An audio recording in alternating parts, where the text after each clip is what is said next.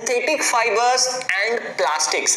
Synthetic fibres का मतलब क्या होता है? सिंथेटिक फाइबर्स का मतलब ही होता है मैन मेड फाइबर्स, ऐसे फाइबर्स जिसको इंसानों ने बनाया हो, एंड प्लास्टिक्स। इन्हीं दोनों चीजों के बारे में हम पढ़ेंगे। तो चलिए line by line Hindi explanation start करते हैं।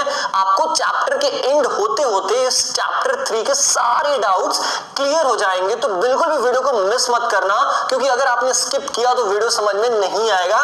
चलिए स्टार्ट करते हैं। The clothes which we wear are made of fabrics. जो कपड़े हम पहनते हैं वो फैब्रिक्स के बने होते हैं। हम बेसिकली कह सकते हैं जो कपड़ा है हमारा वो फैब्रिक है। Fabrics are made from fibres, और फैब्रिक्स फाइबर से बने होते हैं।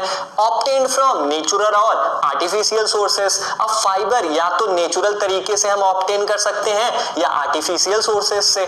Can you name some natural fibres? क्या तुम कुछ नेचुरल फाइबर्स के नाम बता सकते हो क्या? Fibres are also use for making a large variety of household articles. Fibres का जो यूज होता है, फाइबर्स का प्रयोग बहुत सारे घरेलू सामान बनाने में यूज होता है। Make a list of some common articles made from fibres. आपको लिस्ट बनाना है कुछ ऐसे घरेलू सामान का जो कि फाइबर्स की मदद से बने हैं।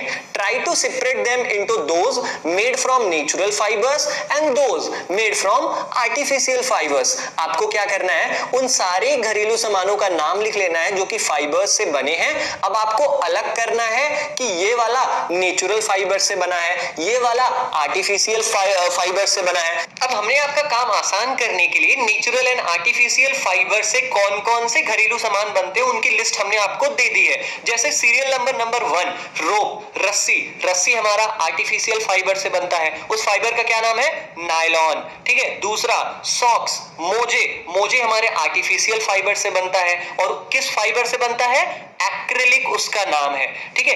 बॉटल, जो हम प्लास्टिक की बॉटल्स यूज करते हैं, वो पॉलिस्टर से बनता है, और पॉलिस्टर हमारा आर्टिफिशियल फाइबर है। लाइफ जैकेट, अब लाइफ जैकेट तो हमारा नेचुरल फाइबर से बनता है, सिल्क से बनता है लाइफ जैकेट हमारा। लाइफ जैकेट मतलब जानते होगे आप, अगर हम शिप में है, पानी वाले जहाज में है, तो हमें समुद्र में जंप अगर करना है तो हम लाइफ जैकेट पहन के जंप करते हैं ताकि हम डूब ना जाएं।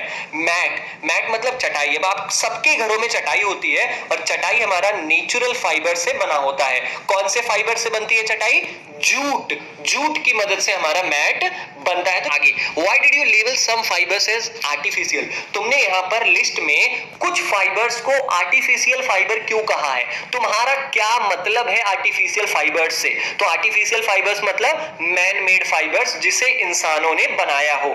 You have read in your previous classes that natural fibres like cotton, wool, silk etcetera are obtained from plants और एनिमल्स। तुमने अपनी क्लास 6 क्लास 7 में पढ़ा है कि कुछ नेचुरल फाइबर्स जैसे कि कॉटन हो गया, वुल हो गया, सिल्क, सिल्क का मतलब रेशम हो गया, ये सब हमें प्लांट्स एंड एनिमल से मिलते हैं, इसलिए इन्हें हम नेचुरल फाइबर कहते हैं। अब सिंथेटिक फाइबर्स जो इस चैप्टर का मेन है, जिसके बारे में हमें पढ़ना है, वो जान लो। The synthetic fibres on the other hand are made by human beings. हमने कहा ना कि ऐसे फाइबर्स जो कि ह्यूमन बीइंग्स के द्वारा बनाया गया हो, that is why these are called synthetic और मैन मेड फाइबर्स। इसीलिए ऐसे फाइबर्स जिसे इंसानों ने बनाया है उसे हम सिंथेटिक या मैन मेड फाइबर्स कहते हैं। आगे चलते हैं, देख लेते हैं What are synthetic fibers? Synthetic fibers क्या होते हैं? Try to recall the uniform pattern found in a necklace of a beads joined with the help of a thread. आप इस ये माला को देखिए, इसमें मोती लगे हुए हैं छोटे छोटे। आप इसको थोड़ा ध्यान से देखिए। क्यों देखना है मैं आगे बता रहा हूं। और try to join a number of paper clips together to make a long chain as in figure 3.1. आप इन दोनों फिगर्स को देखिए, एक में हार है जिसमें मोती एक धागे से पिरोई गई है, दूसरा कागज का टुकड़ा है, उसको एक एक करके चिपकाया गया है, चेन बनाया गया है। अब आगे देखते हैं क्या है ये।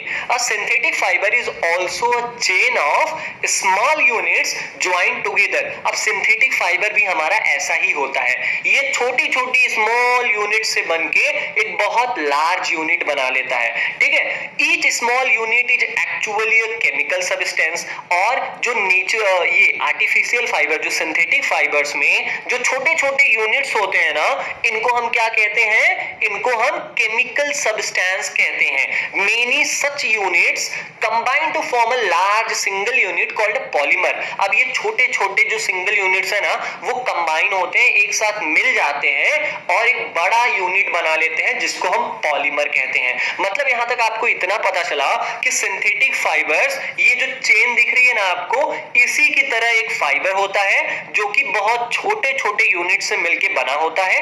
जैसे ये मोतियों से मिलकर बना है ना, वैसे ही हमारा सिंथेटिक फाइबर्स भी बहुत छोटी छोटी यूनिट से मिलकर बना होता है। वो यूनिट्स केमिकल सब्सटेंस का यूनिट होता है।